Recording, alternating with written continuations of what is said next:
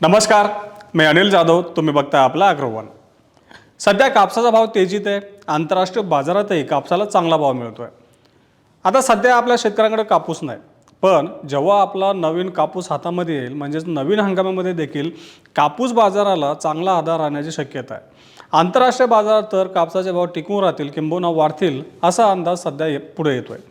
मग नेमकं कापूस बाजारामध्ये काय घडामोडी घडत आहेत, त्याचा कापूस बाजाराला कसा आधार मिळतोय, कसा परिणाम होतोय आणि नवीन हंगामात कापूस भाव चांगले राहतील असा अंदाज आतापासूनच का वर्तवला जातोय, या सगळ्यांचा आढावा आता आपण व्हिडिओतून घेण्याचा प्रयत्न करणार आहोत.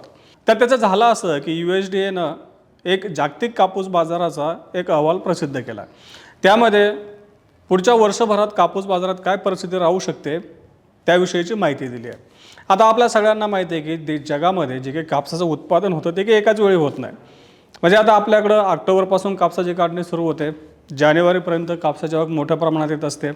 तसंच अमेरिकेचा आपला एक हंगाम आहे, म्हणजेच त्यांचे कापूस काढणीचा आणि बाजारातील विक्रीचा एक हंगाम आहे. तसं ब्राझीलचा आहे, चीनचा आहे, त्यासोबतच ग्रीस, टर्की, म्हणजे जेवढे काही कापूस उत्पादक देश आहे त्यांचा कापूस काढणीचा म्हणजे पीक बाजारात येण्याचा हंगाम हा वेगवेगळ्या टप्प्यांमध्ये असतो. आता USDAनं जागतिक कापूस बाजाराचा जो काही अहवाल प्रसिद्ध केला आहे त्यामध्ये एक महत्त्वाची अपडेट पुढे येते, ते म्हणजे नवीन हंगामातलं कापसाचं उत्पादन हे कमी राहण्याची दाट शक्यता आहे आणि दुसरीकडं कापसाला मात्र मागणी चांगली राहणार आहे. त्यामुळं जागतिक बाजारात कापूस दराला आधार असेल, कापसाचे भाव सुधारण्यास मदत मिळू शकते असे संकेत या अहवालामधून पुढे येत आहेत.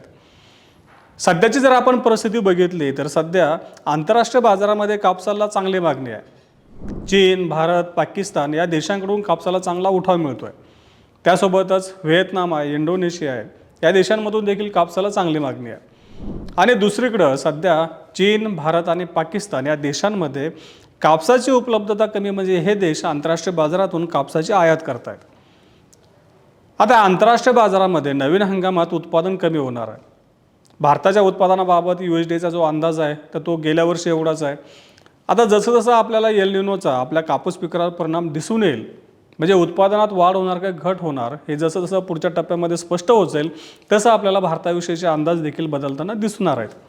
परंतु सध्या तरी चीन, त्यासोबतच पाकिस्तान, अमेरिका या देशांमधलं उत्पादन कमी राहण्याची शक्यता आहे असा अंदाज USDAचा आहे. भारताविषयीचा अजून जो काही वाढ किंवा घटीचा अंदाज नाही, गेल्या वर्षी एवढाच त्यांनी कायम ठेवलेला आहे. दुसरीकडं ब्राझील, ग्रीस आणि त्यासोबत इजिप्त या देशांमध्ये उत्पादन काहीसं वाढू शकतं असा अंदाज USDAनं व्यक्त केला. म्हणजे काही देशांमध्ये उत्पादन वाढू शकतं, काही देशांमध्ये घटू शकतं असा सध्याचा अंदाज आहे. आता यामध्ये आपल्याला दर महिन्याने बदल होताना दिसू शकतो.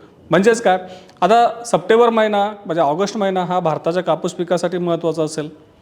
ज्या भागांमध्ये कापसाची लागवड वेळेवर झाली त्या भागांमध्ये या कालावधीत पीक वाढीच्या अवस्थेत असेल, फुलोऱ्यामध्ये असेल, काही भागांमध्ये बोंड लागण्याच्या अवस्थेमध्ये असेल.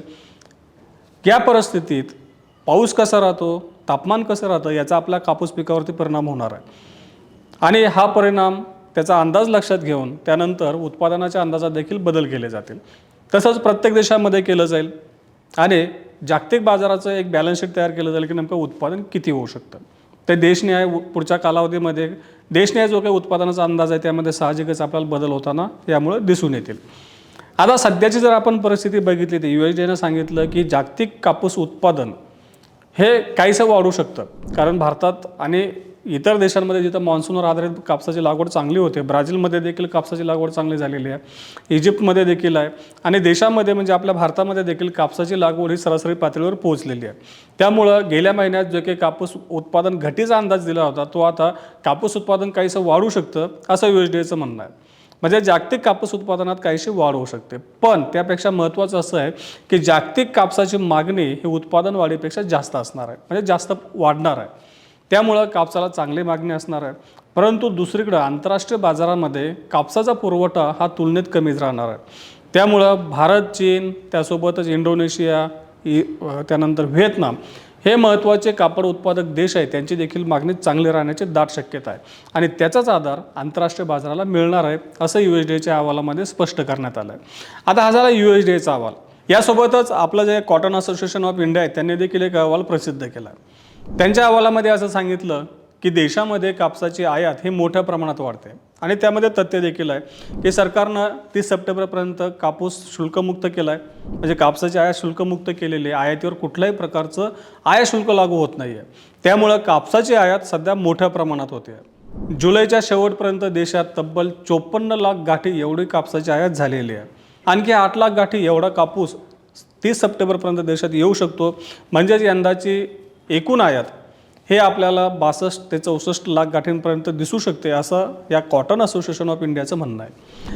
म्हणजेच यंदाची आयात ही विक्रमी असणार आहे. मग नेमकं याचा आपल्या देशातील बाजारावर काय परिणाम होऊ शकतो? तर कॉटन असोसिएशन ऑफ इंडियाचं असं म्हणणं आहे की वाढती आयात यामुळं देशातला शिल्लक साठा हा जास्त राहणार आहे. त्यासोबतच कॉटन असोसिएशन ऑफ इंडियानं म्हणजे CIIनं देशातलं जे काही कापसाचं उत्पादन झालं होतं त्याच्या अंदाजात देखील 2 लाख गाठींनी जास्त वाढ केली आहे. म्हणजे वाढ केली आहे. त्याचा देखील परिणाम एकंदरीत जो काही एंडिंग स्टॉक ज्याला आपण म्हणतो म्हणजे शिल्लक साठा जो आहे त्याच्यावरती दिसून येतो आहे. आता कॉटन असोसिएशन ऑफ इंडियाचं असं म्हणणं आहे की नवीन हंगामामध्ये म्हणजे जेव्हा आपला 30 सप्टेंबरला चालू हंगाम संपेल, 1 ऑक्टोबरला नवीन हंगाम चालू होईल, तेव्हा देशात वापरणं झालेला तब्बल 93 लाख गाठी एवढा कापूस शिल्लक असेल. म्हणजेच आपल्या उत्पादनाच्या जवळजवळ 30% म्हणजे आपल्या देशातलं जेवढं उत्पादन होतं त्याच्या जवळजवळ 30% कापूस देशामध्ये शिल्लक असेल. पण दुसरीकडे USDAचा जो अंदाज आहे तो मात्र वेगळं सांगतो. USDA हे जागतिक पातळीवरचा अंदाज देत आहे.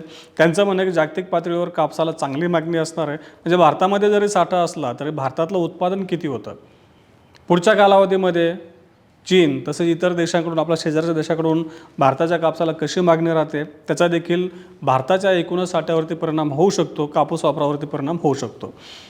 आता भारताच्या नवीन हंगामातील उत्पादनाविषयी आत्ताच निश्चितपणे सांगता येत नाही कारण संमिश्र परिस्थिती आहे. याचा अनुभव आपण सगळे घेतच आहोत. आपल्या राज्याचा जर विचार केला किंवा आपल्या जिल्ह्याचा जरी विचार केला तर एका जिल्ह्याच्या एका भागामध्ये पाऊस चांगला दिसतोय, काही भागांमध्ये पाऊस अतिशयच कमी आहे. साहजिकच याचा परिणाम कापूस पिकांवरच नाही तर सगळ्याच पिकांवरती दिसून येणार आहे. त्यामुळं नेमका उत्पादनाविषयीचा अंदाज पुढे येण्यासाठी आपल्याला आणखीन काही कालावधी आणखीन काही दिवसांचा कमीत कमी 1-1.5 महिन्याचा तरी वाट बघावं लागेल की सप्टेंबरमध्ये अंदाज पुढे यायला लागतील की नेमकी पिकाची परिस्थिती कशी आहे, उत्पादकता किती येऊ शकते.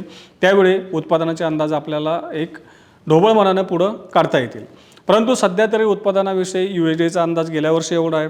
कॉटन असोसिएशन ऑफ इंडियानं नवीन हंगामाचा अंदाज दिलेला नाही आहे. पण देशातला कापूस वापर नवीन हंगामात देखील चांगला राहील असा अंदाज कॉटन असोसिएशन ऑफ इंडियाकडून देखील व्यक्त केला जातो आहे आणि USDAकडून व्यक्त केला जातो आहे. म्हणजे कापसाला मागणी चांगली राहणार आहे. आपण जर सध्याची परिस्थिती बघितली तर भारतातून सुताची मोठ्या प्रमाणात निर्यात होते आणि त्याचा मुख्य ग्राहक आहे तो म्हणजे चीन. सध्या चीन भारताकडून मोठ्या प्रमाणात सुताची आयात करतो आहे. चीनला होणारी निर्यात जवळपास 3 पटीनं वाढली आहे. एकंदरीत निर्यातीच्या आकड्यावरून असं दिसून येतं आहे आणि पुढच्या कालावधीमध्ये देखील चीन तसंच इतर देशांकडून भारताच्या सुताला आणि कापसाला चांगला उठाव राहण्याची शक्यता आहे. ह्या घडामोडी आणि यासोबतच नेमकं जर उत्पादनामध्ये घट मोठ्या प्रमाणात दिसून आली की त्याची शक्यता दाट आहे. उद्योगातील काही जाणकारांनी सांगितलं की सध्या आपली लागवड जरी आपल्या सरासरी पातळीवर दिसत असली तरी देखील पुढच्या कालावधीमध्ये पावसाचं वितरण असमान दिसणार आहे. उष्णता देखील वाढण्याची दाट शक्यता आहे. वातावरणामध्ये जर आर्द्रता वाढली तर कीड रोगाचा प्रादुर्भाव वाढून त्यामुळे देखील नुकसान वाढू शकतं असे अंदाज आतापासून वर्तवले जातात. आधीच पावसाचं वितरण असमान आहे. अनेक भागांमध्ये फक्त पीक जगतील एवढाच पाऊस आपल्याला दिसून येतो आहे. ऑक्टोबरच्या मध्यानंतर आणि सप्टेंबर महिन्यात कमी पावसाचा अंदाज व्यक्त केला जातो आहे. आता बघूया की नेमकं पुढच्या टप्प्यात काय होतं, त्याचा पिकावरती काय परिणाम होतो ते देखील आपल्याला कळणारच आहे. परंतु सध्या तरी नवीन हंगामातही कापसाचे भाव टिकून राहण्यासाठी घटक पोषक दिसून येत आहेत.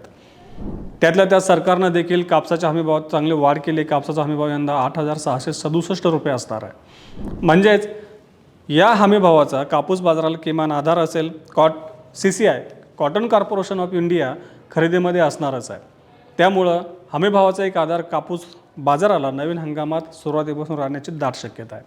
आंतरराष्ट्रीय बाजारात सुरुवातीला सांगितल्याप्रमाणे आपल्याला चांगले दर दिसू शकतात. आता मागच्या जर आपण जून जुलैचा जर आढावा घेतला तर कॉटलुक इंडेक्स म्हणजे आपल्या महत्त्वाच्या जगातले जे काही 5 देशांमधला बाजारभाव आहे कच्च्या कापसाचा तो कॉटलुक इंडेक्स आहे. तो देखील मागच्या 2 महिन्यांमध्ये तब्बल 6.5 ते 7% वाढलेला आहे. अमेरिकेच्या बाजारामध्ये US मार्केटमध्ये 3.5% दरम्यान भाव वाढलेला आहे. भारताच्या मार्केटमध्ये 5.5% भाव वाढलेला आहे. महत्त्वाचे जे कापूस बाजार आहेत ब्राझीलच्या बाजारामध्ये देखील 3% दरम्यान भाव वाढलेला आहे. म्हणजेच मागच्या 2 महिन्यांमध्ये सातत्यानं भाव सुधारताना दिसून येत आहेत. त्याचं कारण म्हणजे आंतरराष्ट्रीय बाजारात आणि प्रत्येक देशामध्ये सध्या कापडाला चांगली मागणी आहे. आता पुढच्या हंगामात भारतातून कापडाची निर्यात देखील चांगली होण्याची दाट शक्यता आहे. कारण भारतानं UK, त्यासोबत न्यूझीलंड आणि इतर काही देशांसोबत मुक्त व्यापार करार केलेले आहेत. जर अमेरिकेसोबत व्यापार करार पूर्ण झाला, लागू झाला नवीन हंगामापर्यंत, तर अमेरिकेच्या बाजारामध्ये देखील कापड निर्यातीला प्रोत्साहन मिळू शकतं. हे सगळे घटक नवीन हंगामामध्ये कापूस दराला आधार देणारे ठरू शकतात. आता जशी परिस्थिती बदलत जाईल, घडामोडी बदलत जातील, त्याचा आपल्याला बाजारावरती परिणाम दिसून येऊ शकतो. त्यावेळी नेमका काय परिणाम होऊ शकतो, बाजाराची दिशा काय राहू शकते, आपण याचा वेळोवेळी आढावा घेतच राहू. त्यासाठी आपल्या ॲग्रोवनच्या चॅनलला नक्की सबस्क्राईब करा आणि हा व्हिडिओ जास्तीत जास्त शेतकऱ्यांपर्यंत पोहोचवण्यासाठी लाईक आणि शेअर करायला विसरू नका.